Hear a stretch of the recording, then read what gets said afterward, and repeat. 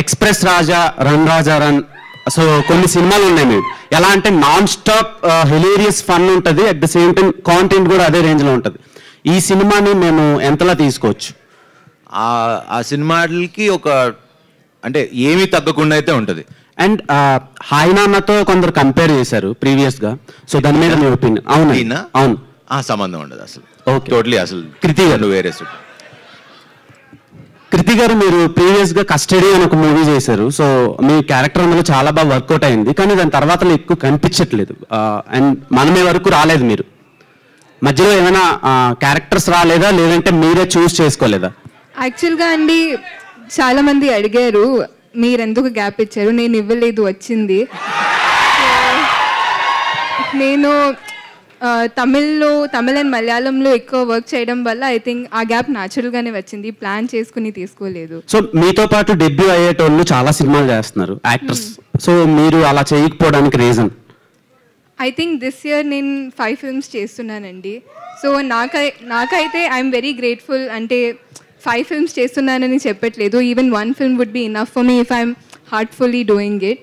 So ఇది I can't say that నేను తక్కువ చేస్తున్నాను, ఎందుకంటే I feel very grateful with what I have.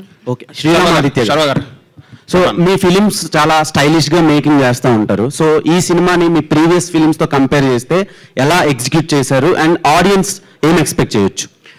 So ఇప్పటివరకు యూజువలీ నేను తీసిన సినిమాలు మోస్ట్లీ కొంచెం క్రంజీ టోన్స్, అంటే ట్విస్ట్లు, టర్న్లు, ఆ కైండ్ ఆఫ్ స్టైల్లో ఉంటుంది. సో ఇది ఫస్ట్ టైం నేను లైఫ్లో ఒక లవ్ స్టోరీ, ఒక రొమాంటిక్ బ్యాక్ డ్రాప్, ఒక ఫన్ ఫ్యామిలీ ఫిల్మ్ తీద్దాం అనుకున్నా. సో ఒక డిఫరెంట్ అంటే మనకి నేను యంగ్ అన్నప్పుడు ఖుషి చూసినప్పుడు నాకు ఒక ఫీలింగ్ ఉండేది, అంటే నా ఫేవరెట్ ఫిల్మ్ అది. సో ఖుషి చూసినప్పుడు ఆ టోన్ కానీ అసలు ఒక డిఫరెంట్ ఎక్స్పీరియన్స్ అనిపించింది చూసినప్పుడు. ఈ సినిమా అది ఇస్తుంది ఖచ్చితంగా. సేమ్ క్వశ్చన్ సార్ ఆదిత్య గారు. సో ఇది కథ చూస్తే ఫిక్షనల్, మీ స్టోరీనా ఎవరిదైనా స్టోరీ? కాదండి, ఎవరి స్టోరీ కాదు, ఫిక్షనల్. అంటే వైఫ్ అండ్ హస్బెండ్ మధ్యలో బాబుని ఎలా పెంచాలనేది చూసిన ట్రైలర్ లో. సో ఇది ఏదన్నా ట్రూ స్టోరీ? సో నేను చెప్పిన రివీల్ అయిపోద్ది, బట్ అందరికి చాలా చాలా చాలా కనెక్ట్ అయ్యే పాయింట్ ఉంటుంది అంతే. Okay, all the best. సర్వ గారు. సర్వ, ట్రైలర్ సూపర్ ఉంది, కంగ్రాచులేషన్స్. గౌరీ శంకర్ దాదా చూస్తే 20 years అవుతుంది కెరియర్. ఈ 20 years కెరియర్లో ఇప్పుడు బాగా యాక్టివ్గా ఉన్నది. సో మీకు ఎలా అనిపిస్తుంది 20 years కెరియర్లో? అంటే ఇన్ని రోజులు యాక్టివ్గా లేనంటారా? లేదు, ఇప్పుడు బాగా ఉంది, చూస్తే స్క్రీన్ మీద చూస్తే నాకు అంటే అది experience. Perfect man after marriage కూడా. అప్పుడు మరి 20 years అయిపోయింది కదా, అప్పుడు మరీ చిన్నపిల్లని. But yeah, it's a great journey. I think 20 ఏళ్ళు సర్వైవ్ అయ్యి ఇండస్ట్రీలో ఉండటం, ఇలాంటి డైరెక్టర్లు, ప్రేక్షకులందరూ ఇలా హిట్లకి ఫ్లాపులకి సంబంధం లేకుండా నాతో ట్రావెల్ అవటం, I think I'm really blessed నిజంగా. యాక్చువల్లీ ఒక్క జీతం వరకు అన్ని ఫ్లాపుల్లోనే ఉన్నా, కొంచెం తగ్గి ఉండే. బట్ ఆ సినిమా నుంచి కొంచెం అటు ఇటు ఉన్నా, వీళ్ళు మాత్రం ఎప్పుడు నన్ను వదల్లా. So thank you Swamy, thank you.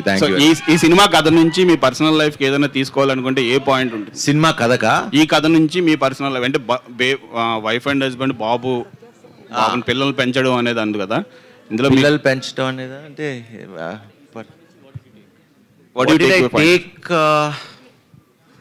I think Vicky అనే క్యారెక్టర్ని బాగా తీసుకుంటాను నేను.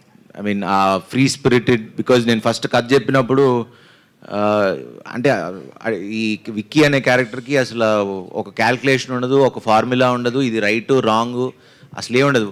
ఆ స్వామికి నచ్చింది చేసుకుంటూ వెళ్ళిపోతాడు, అసలు రూల్స్ లేవు, ఇది తప్పు ఇది రైట్ అనేది ఉండదు, నచ్చినట్టు చేస్తాడు. సో అడిగా, నేను ఇలానే ఉండనా, నీకు ఓకేనా, నీకు చాలా టార్చర్ పెడతా సినిమాలో ఒకవేళ నీకు ఆ క్యారెక్టర్ అదైతే అని. లేదు స్వామి, మీ ఇష్టం వచ్చినట్టు ఉండండి, అసలు నేను ఏం అడగను, మీరు చచ్చిపోతారు నిజంగా, మీరు ఆలోచించుకొని చెప్పండి అన్న, మీరు అలానే ఉండండి అన్నాడు, చంపేశా. శరవణ్ ఇక్కడ here. So this is anchor Rajesh. And trailer అంతా చాలా బాగుంది. అండ్ అంటే 2 years గ్యాప్ వచ్చింది, ఈ గ్యాప్లో చాలా సక్సెస్ మూవీస్ చాలా వచ్చాయి. అంటే మీ వరకు బెస్ట్ స్క్రిప్ట్ రాలేదా, లేకపోతే మీరు చూస్ చేసుకోవడంలో కొంచెం లేట్ చేశారా? లేదండి, సినిమా అప్పటి నుంచి చేస్తానే ఉన్నాం, ఆన్ అండ్ ఆఫ్. దాని తర్వాత నా పెళ్ళయింది, కొంచెం ఈవెంట్స్ అన్నీ జరుగుతూ ఉన్నాయి. So that was the reason. And మధ్యలో స్క్రిప్ట్లు నెక్స్ట్ ఇప్పుడు చేసే సినిమాలన్నీ మేము ప్లాన్ చేసుకుని చేస్తా ఉన్నాం. అండ్ ఇండస్ట్రీలో చూసుకుంటే రామ్ చరణ్ గారు ఎక్కువగా స్వామిమాల్లో మాకు కనిపిస్తారు. సో బిఫోర్ మీరే కనిపిస్తున్నారు, ఏంటి స్పెసిఫిక్ రీజన్? 10 ఏళ్ళ నుంచి చేస్తున్నా, మనాళ్ళకే తెలుసు. అసలు శతమానం భవతి అంతా దీని మీదే ఉన్నా.